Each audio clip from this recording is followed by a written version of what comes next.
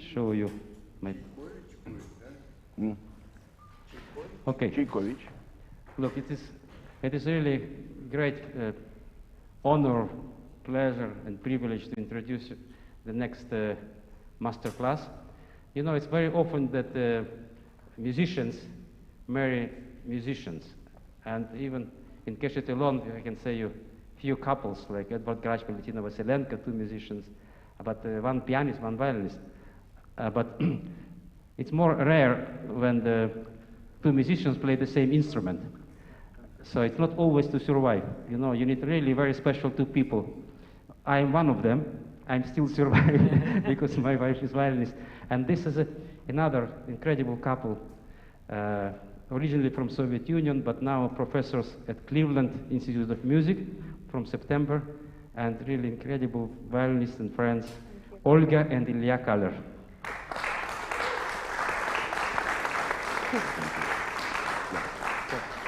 Yeah, can I say just a couple of words?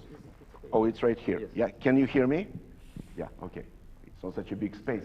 So if any one of you, especially people who are the participants in the program, if you have any questions, please think of something that you might ask us quickly between two performances, between two segments of our work today. And don't just be passive observers. So if you have any questions, if anything sounds strange to you or ambiguous or makes no sense at all, yeah, please don't hesitate to ask us, and any questions in between. Thank you so much, appreciate it. Having said that, Mikhail? Yeah.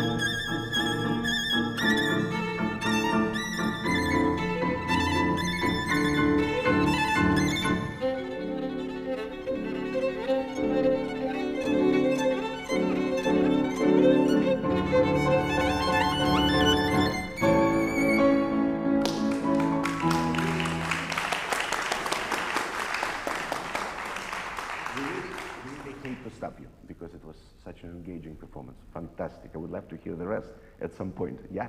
But because we have only half hour, yeah, we would like to make some suggestions to you and so forth. Would you like to start? Yes, of course. Yeah, of course. I would love to list everything we loved about your playing, but since we have such limited time, if you don't mind, we'll go directly to the things we could improve. So first and foremost, the most expressive of all expressive devices that we've got is our ability to play legato, sort of imitating human voice. First thing that I noticed, simply because your playing is so close to perfect, is that your bow hand reacts to every note you play. And there is a bit of a subdivision, you know, when you start and, you know, there's no, you know, no matter how many notes you have in the left hand, your bow has only one if you're playing in one direction. And you shouldn't allow, you know, when we have any legato stroke, you should rely more on the bigger muscles you have and leave the hand neutral. You know, the fingers should not, besides the index finger that suppresses the stick, you know, so it stays, the bow stays in a string. Otherwise, the fingers should not be so engaged. Would you be so kind as to start at the very beginning?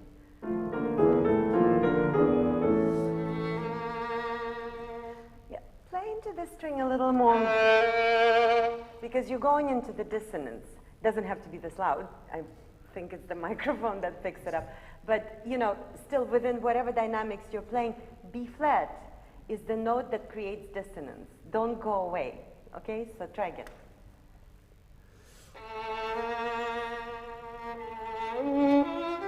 Okay, did you hear? Try really play into the string.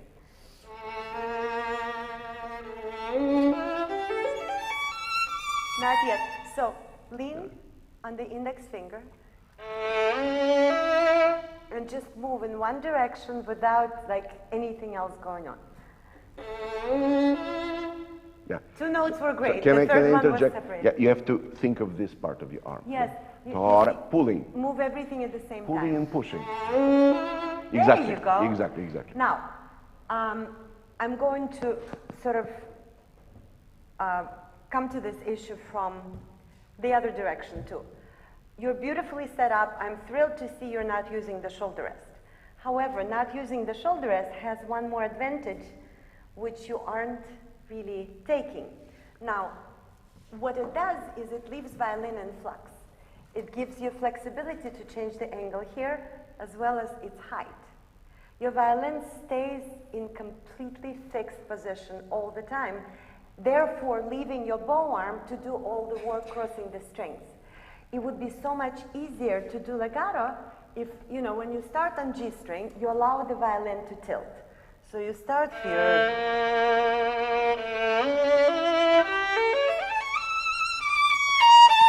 You see, you just simply bring it to the left and leave the bow arm where it is, always on about the same level. Then there's not going to be even a hint that you're crossing strings. You understand? Because it's a little bit kind of like falling down the staircase every time you cross the string. You know, with such high level playing, you shouldn't have that problem. Try again.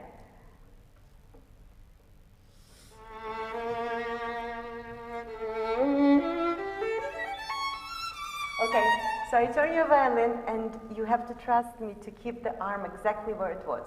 Just simply open.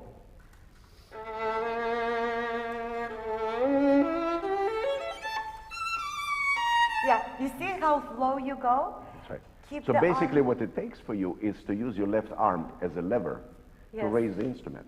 As I always say to my students, whenever you have additional lines above the staff, that's a signal for you to raise the instrument. When you raise the instrument, you don't raise it in a linear way like this, up and down. Yeah, it tilts a little bit. So it goes that way. You understand? So it's so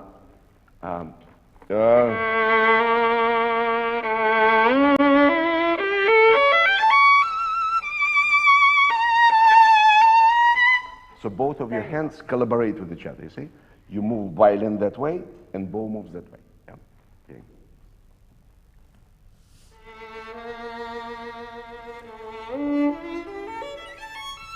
Yes, so suppress the stick with the index finger and don't let it go, ever. You know, just keep it constantly in the string.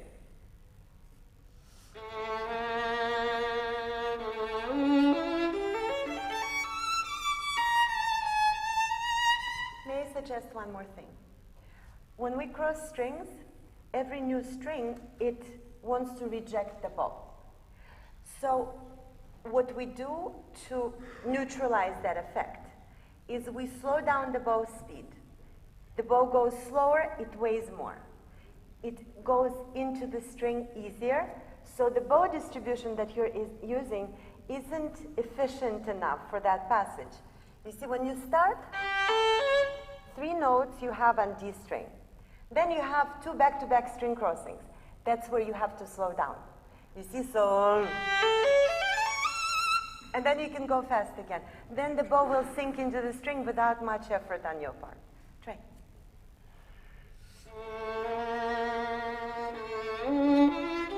Slow. And now see if you can raise the instrument so your violin has to be like your work table. Any string you play on, you have to come to it from above, not from the side, right? Because the only way to use gravity is to be above the string, because you come to it from the side, it's anybody's guess how much weight actually gets applied, right? So the whole idea, you know, I'm sure you love sharing, right? Like we all do. He was accused of having a high bow arm, but if you really look what he's doing is he manipulates the angle, the tilt of the instrument, as well as its height. And his bow arm is always at the same level. It's not too high, it just barely changes. You see, I think that's the secret of his sound, of his flawless legato, and this absolutely clean connections between strings, between notes. You know, there's never anything between the notes, anything that doesn't belong there. You understand? Yeah. It's probably too much information for now, but you also need to hold fingers down when you cross strings, you know, until the bow is actually off the string. Because did you hear how, you know, there was this little bit of noise when you pick up the fingers? A little bit too soon, but, you know, I'm not going to When you cross the strings, in other words, you have to hear double stops. Yeah? Okay. Try it. Can you try it just once more?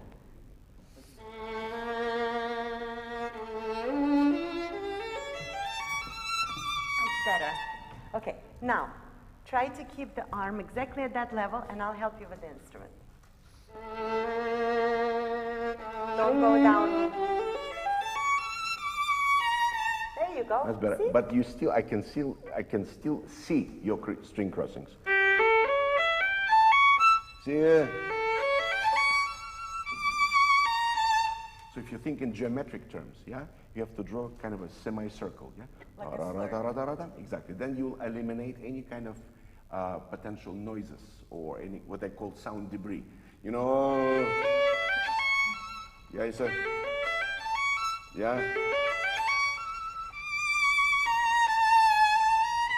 Mm-hmm. One more. Yeah, just once more, and then I'll.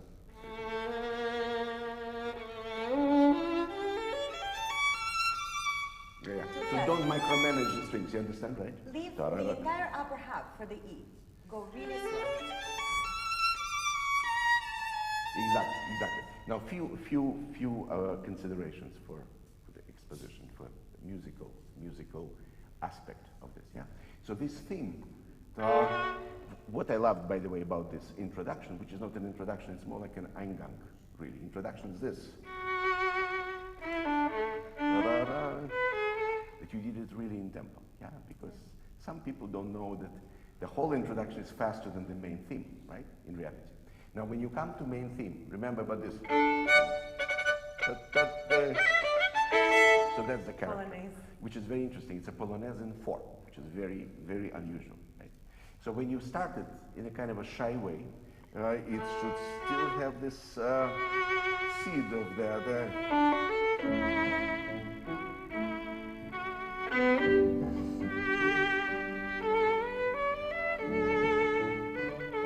It's a lyrical theme, but with great energy hidden inside, yeah? Can you convey that? So the bow speed really is a great tool in conveying that. Yum, pee, there's a little lift there, yeah? Try it.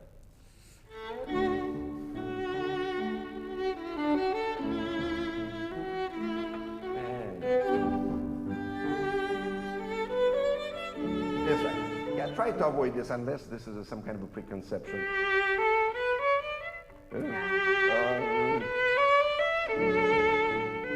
To avoid that, you have to use big lever. Like that man did, you know.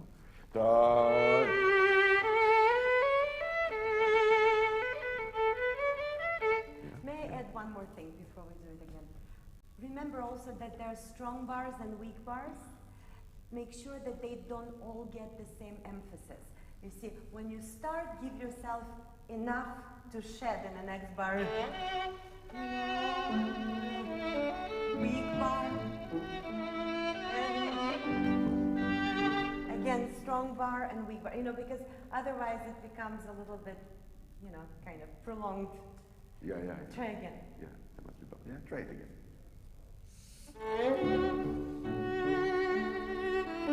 Less now. Crescendo. There you go. Beautiful, fantastic. That was real legato, Great. really. Now, think about this balletic element. Make it much more pronounced because you're doing it, but it's like you're a little bit shy of that, yeah?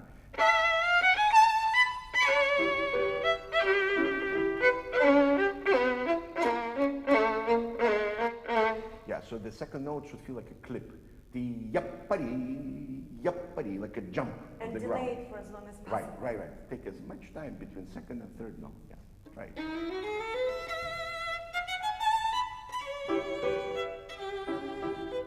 Yeah, so what I suggest here actually is that when you play down bow, you clip the note, which means you don't really leave the bow after that. More like a stop. Yeah. Right, like a stop, that stop. Lift, clip, lift. And So to get acoustically you get the same energy, effect. You just use the bow speed. Ta-dum, like subito faster, you know? Yeah, don't do it. Yeah. Okay.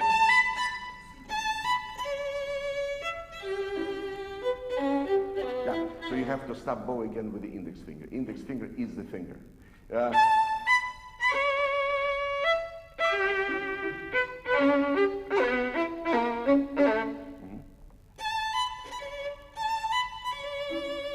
Yeah, so what happens is like what I call micropronation. So you go, see?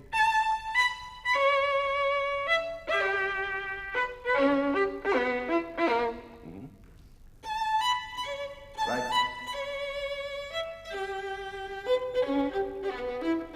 That's right, and you have to maintain it consistently throughout the sequence, so we know that's the different character. So when you come to a more suave part, like this one,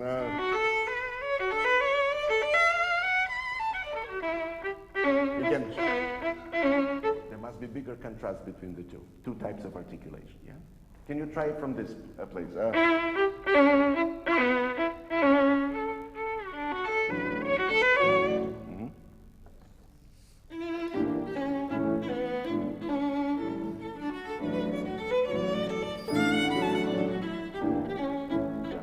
Beautiful, but no portato. Play into the string. Well, when we use the word partata, we use it sarcastically, because real partata is a completely different device. Yeah, this is partata. Partata is actual type of articulation, but this is not a good legato. Yeah, okay. You have to really I didn't connect. want to be that undiplomatic. Exactly. So partata is when you actually separate notes, yeah? But legato is when you completely connect them.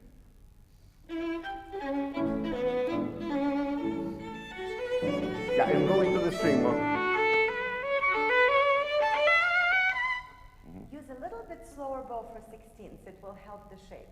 You know how there are two short hairpins and then one longer one. You know, use both the bow speed and the vibrato, and it will help you shape exactly.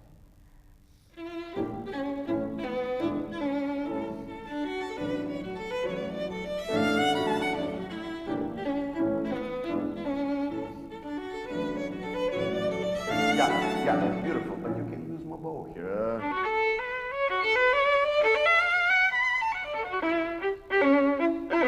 You have two short phrases and one longer one, right?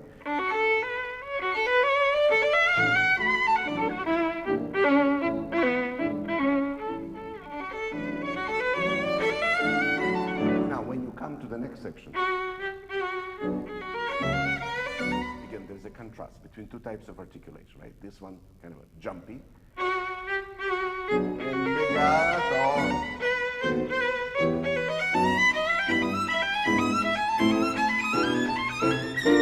Yeah, you try that?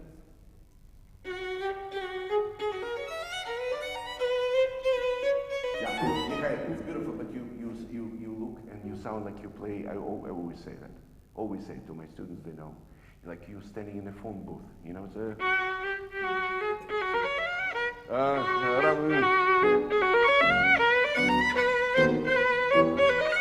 And mostly it concerns up-bows.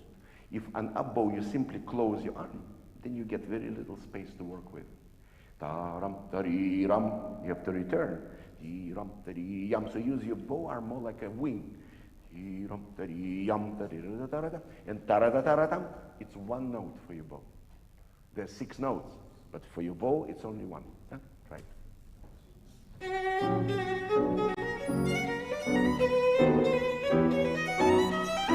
Yeah, so if you really listen, you notice it's very easy to fix, actually. Because down bows are easy, because of what Isaac Newton discovered, right? It's a gravity, right? So down bows are easy. But how do you go back? You have to put a little bit more effort to that. Now, it's, of course, difficult to change things in a spot beer, but in the future, I suggest you explore different type of fingering here and avoid open E string.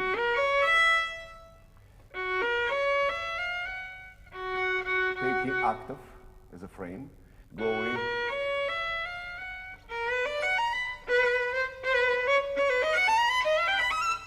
Yeah, try it. 1, 3, 1, yeah. Yeah, of course. Because it's a potential liability. You don't want to deal with open string in the middle of passage like that. Yeah? Just try it.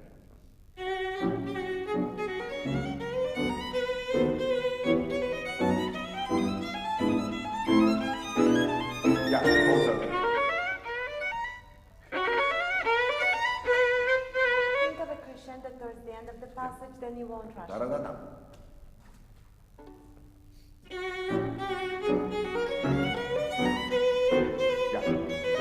Look at me. Is this what you're doing? See?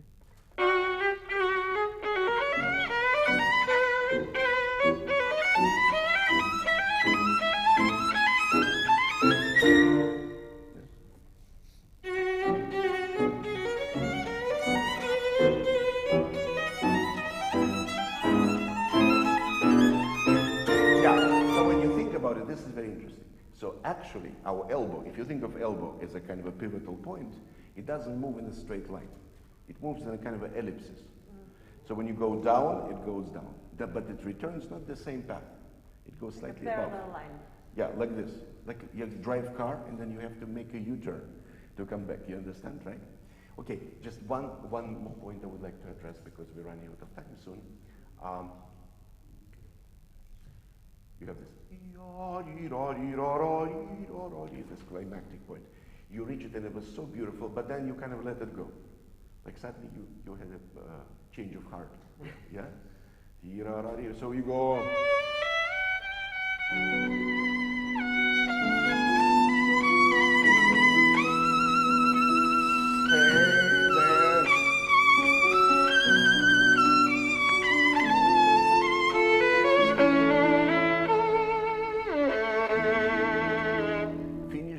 Finish the statement because it was so fantastic, and then you just let it slide down. Yeah? Can you try it?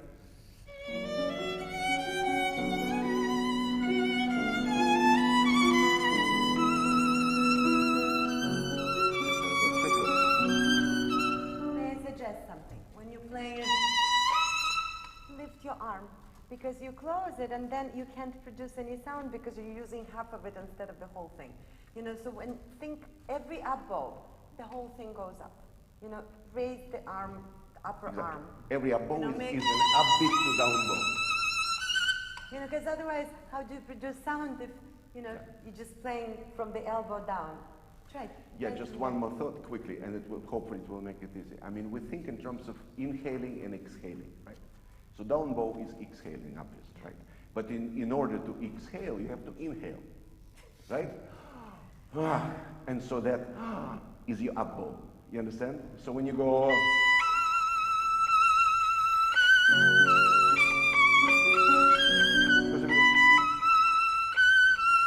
yeah, if you don't get enough air in your lungs, then you cannot go like this. Try it.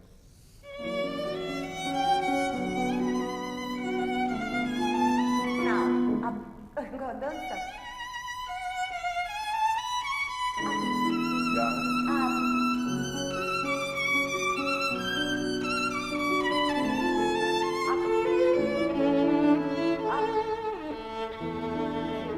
Right? Exactly. You know, I always say that white chickens cannot fly because they go like this. And eagles can because they go like this. So you have to use the whole arm, always, with two notable exceptions, when you play détaché and marplé. Yeah, when you play marplé, you use, consciously, you use only half of your arm, which we call forearm, right? With fixed upper arm. Détaché, the same thing.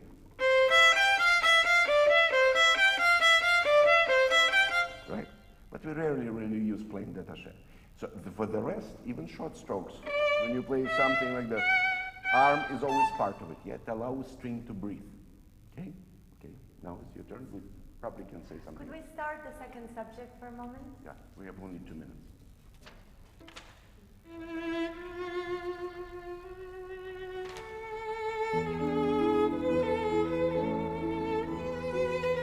know, I think it would be much more expressive if instead of doing, try, do it with vibrato instead of, you know, with the bow.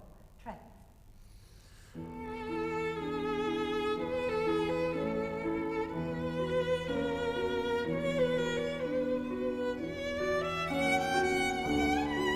That's beautiful. Now the bow gets so much lighter towards the tip. If you do, you're giving up before it's time. If you reverse your bow distribution and go instead slow.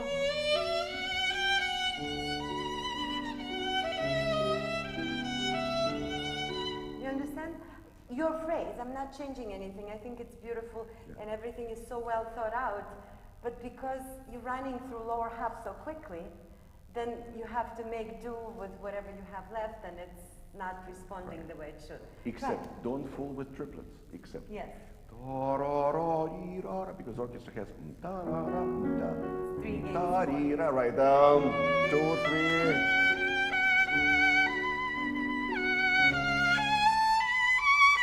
Yeah, it's later, yeah. But nature of triplet, like any other rigid, non-retrogradable rhythmic figure, is that it has to be absolutely straight. Okay? Let's try it once.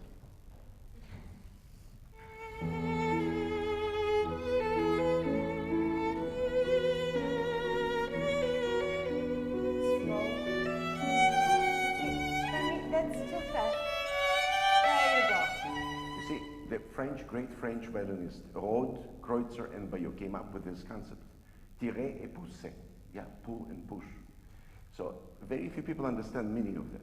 So it's not just moving bow about, it's creating the artificial resistance with a string. You really pull.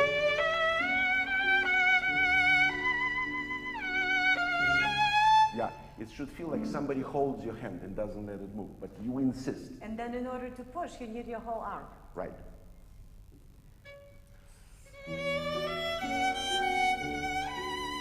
Perfect.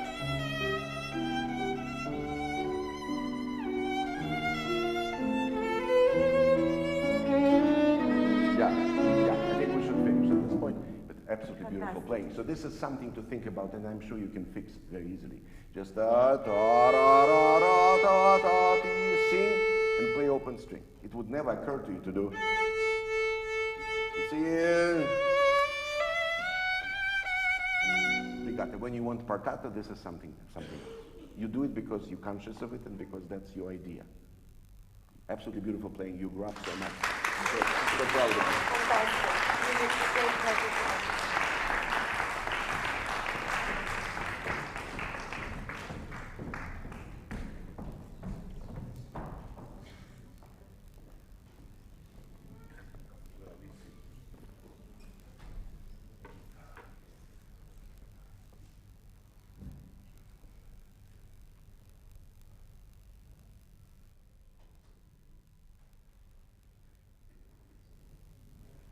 Any questions?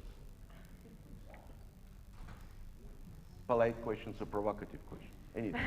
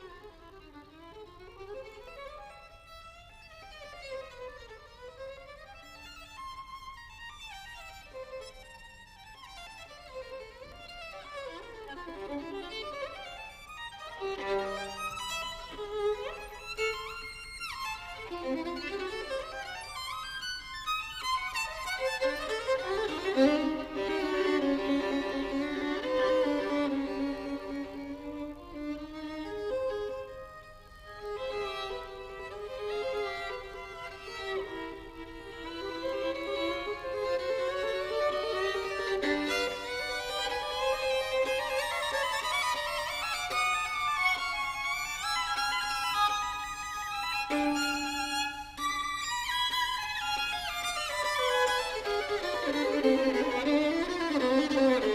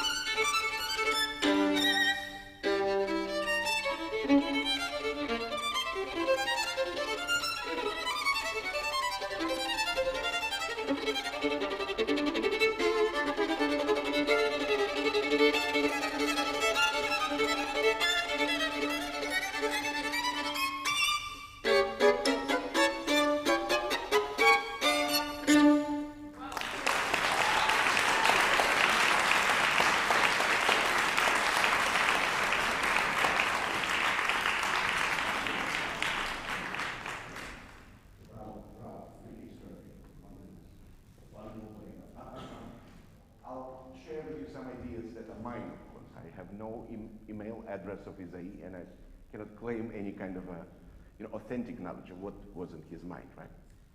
It's called necromancy, I think, when you speculate on what dead people thought, I wouldn't do that. But I'll tell you what this piece is for me. I think it's one of the really greatest masterpieces ever written for violin. What is extraordinary about this work, that this is so short, and it's so concentrated in emotion and expression, and multiplicity of images, emotional images, psychological images, and so forth. This is quite extraordinary. Of course, it was written for George Enescu. And actually, the choice of key, because sonata was written around 1920s, Ysaÿe came up with this idea quite early 1920s, was inspired by Chrysler piece, which is recitative and scherzo, which is quite an early product. It was written in 1900s, yeah, but a much shorter version. Yeah, first of all, I would like to suggest something very unorthodox to you. Can you try to play first phrase? I know Ysaÿe wrote a down bow, and of course, when you look at the music written by great violinist composer, we take everything for granted. So we tend to be fundamentalists in that sense. Try to start it up bow. And you start up bow, and you finish up bow.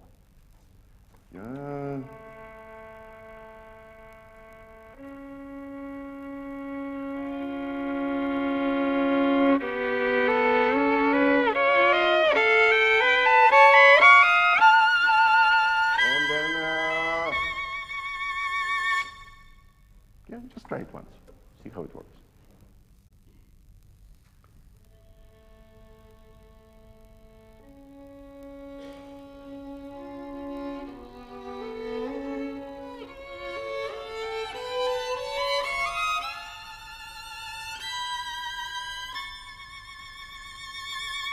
Bravo. So while you handle down bow version very successfully, there's some challenges that one has to face. First of all, you have to start on the stage at the frog, yeah, and you did it great. But it's much easier here because bow is light. And last note, when you finish it, to make crescendo, to sustain sound, you don't have to make any special effort because you move from the tip of the bow to the frog, which is much heavier, right? So this is something I want you to think about. Okay. Yeah? You can try both if you have an opportunity to play on stage. Now, next section, which is Wandering in the Dark. It's all very chromatic. It's a line which is kind of chopped up all over the place. Some ghosts that, chasing you.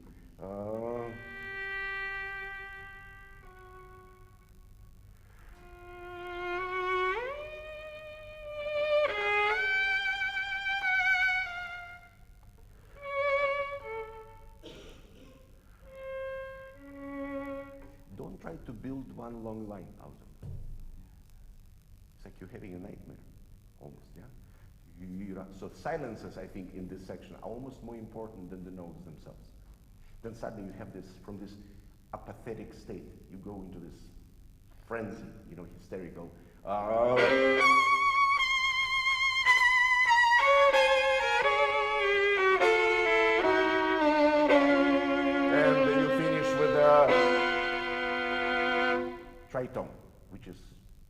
abominable interval, right? It's the interval of devil, traditionally, yeah? Can we hear that?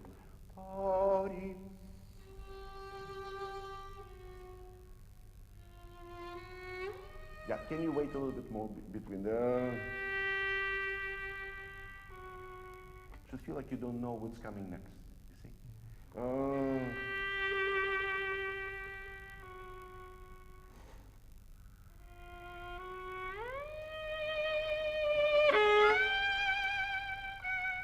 And don't rush towards the notes which, positioned in the big intervals. Yeah, travel for longer.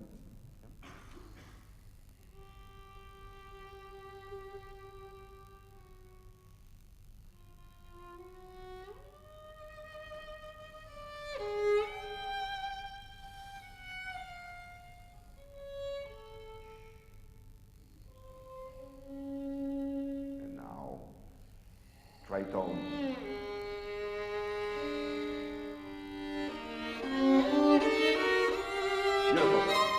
Technical comment. Can you keep vibrato going?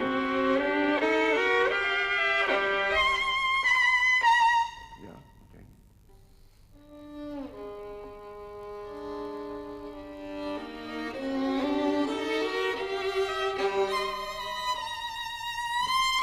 Yeah. Every note has an accent. I would like to say something about accents in Ysaÿe. It's not only Ysaÿe's music. If you look at the music written by Vieuxtemps or Vinyavsky, you see so-called emphatic accents, which is a rhetorical expressivity.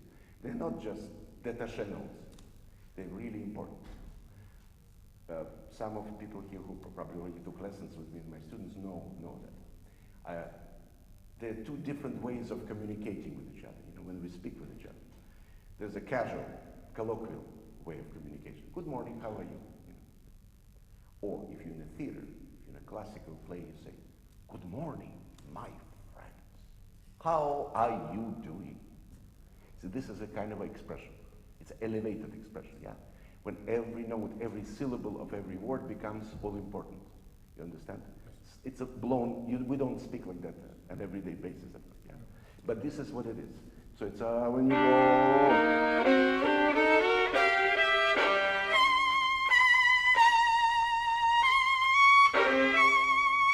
And even here,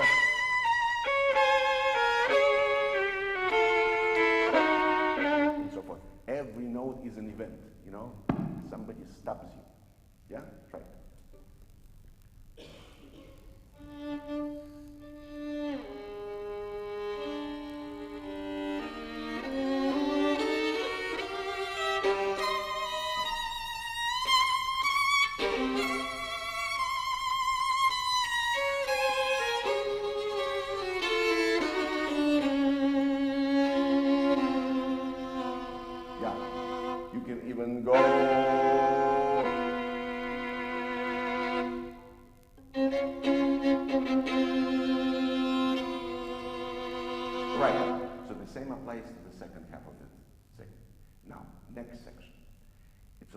Sequence with this crescendo being built throughout, right?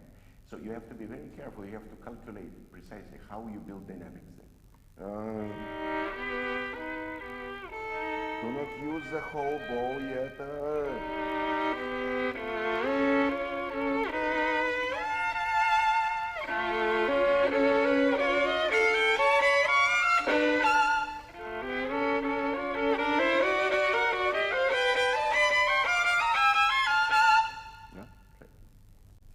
Legato.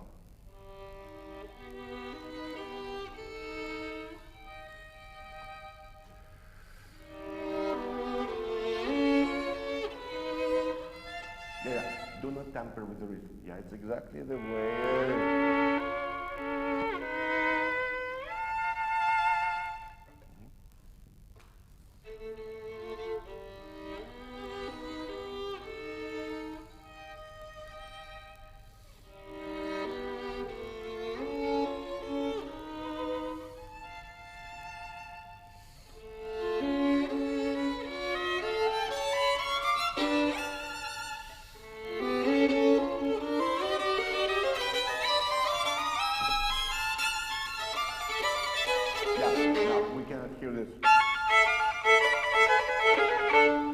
one string. So allocate a little bit more bow on that fourth note to every group, yeah, because it's impossible to hear.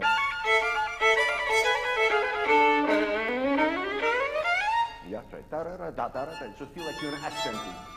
Right. Yeah, yeah. Yeah, but stay on the string, Nikola. Stay on the string.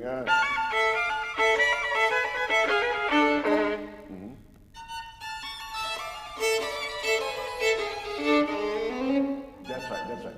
Yeah, so you remember that. Now, very important, the main theme of the piece.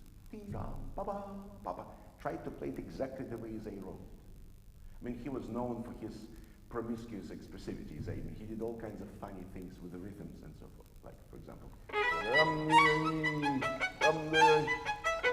and so forth. But I mean, what's allowed to Jupiter, not allowed to the bull, you know, the famous expression. So you have to really stick to the spirit and letter of the text. So.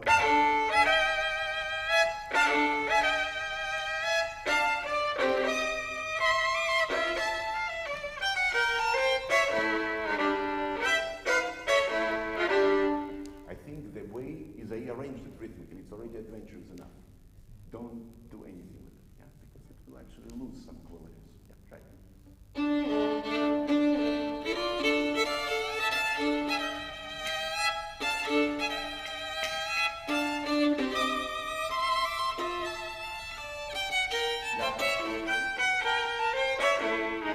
It's the same thing. Yeah.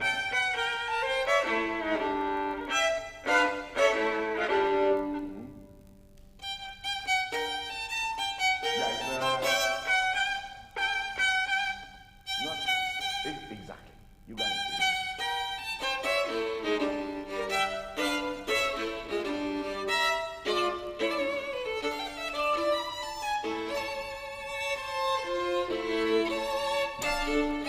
Yeah, but do not stop the bow because it's I-yaram.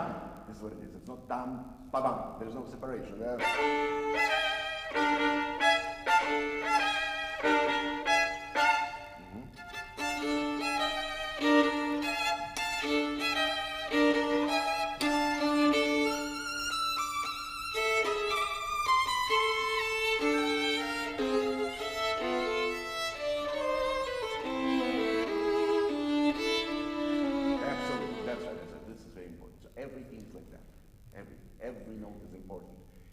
Shorter the note, faster the note, bigger it is. Would you like to say something? May I add a few things? Absolutely. So obviously Mr. Kaler already covered a lot of ground, and in the remaining few minutes I have a few things to tell you. So there are three concepts related to time. There's tempo, there's rhythm, and then there's time. Time within which we live, right? While we're making music. Sometimes you're confusing the three. You know, I felt that the tempo wasn't always, you know, consistent, and the bar line was kind of moving at will. You see, we can do a lot of things in music, but if it loses pulse, like no matter how free it seems to be, that's something you shouldn't do. Like, even in a slow section, I'm not going to stick to anything for too long because we're out of time. But for instance, when you have tied notes in the very beginning, when you're playing things like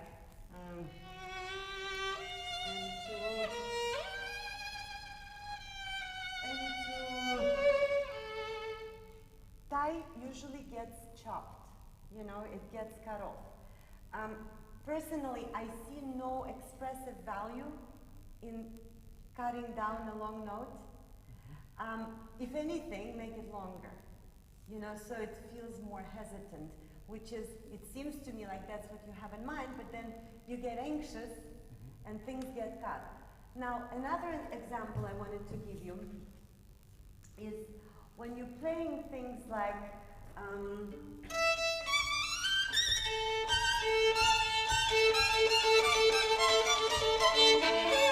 even this, whatever time you steal is what you make up. The bar line, next bar line has to appear on time. Sometimes it felt like you didn't take enough time to warrant how much you move afterwards. Yeah. You understand? Now, then there was another place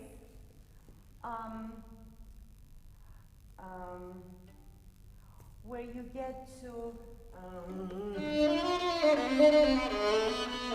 then suddenly you went it was almost twice as slow. Do you have a reason for it? So you finish this section.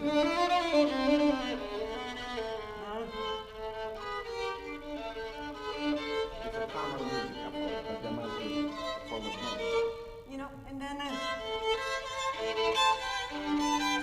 it shouldn't be suddenly in a completely different tempo. You know, if you need more time for melodic things, think of that, and all the filling should simply take less bow, you know, and be more of a background, you know, so. You understand? Not so prominent, you know, instead you're slowing down, but you end up using exact same amount of bow for the primary and secondary material. Would you mind trying a little bit of that? Because we covered beginning extensively, but it's like you're not. Yes, exactly. Vibrato plus bow distribution. Not so. It's too much. So, you know, bring out those melody notes and use condensed sound. Very little bows so that it stays out of the way.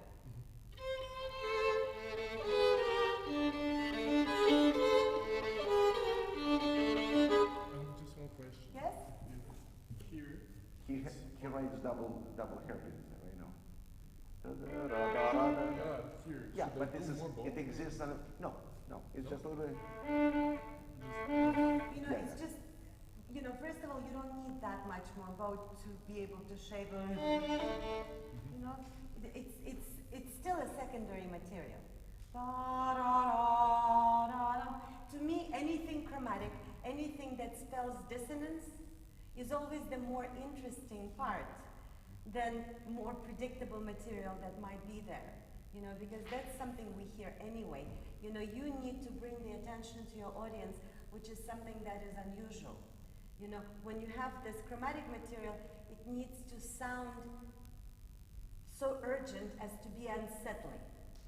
You know, it shouldn't mix with the stuff which you know, which is more. Yeah, it's like in a photography, you know, you have this technique when you have things in the forefront and there's something which is in a haze in the back. So this is ta-ra, ta-ra, ta-ra, it's there. But ta-ra, what you see really clearly in front of you, yeah? With more focus, yeah, because we're running out of time, I'll just say a couple of little things here. This is quite an event. There's a very short, you know, glimpse of hope for joyous resolution, which never happens, of course, yeah, because it's a tragic music.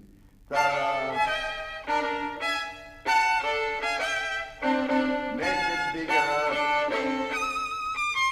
Yeah, you have to take more time. You have to make a big deal out of it. Yeah, try it.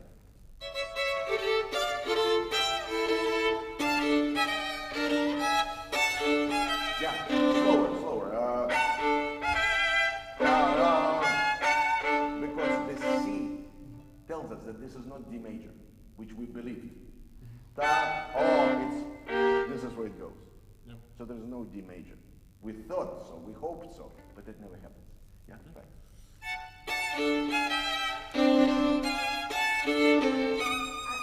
a little too fast. Try. It's like the last, you know, vestige of D major remaining. Right.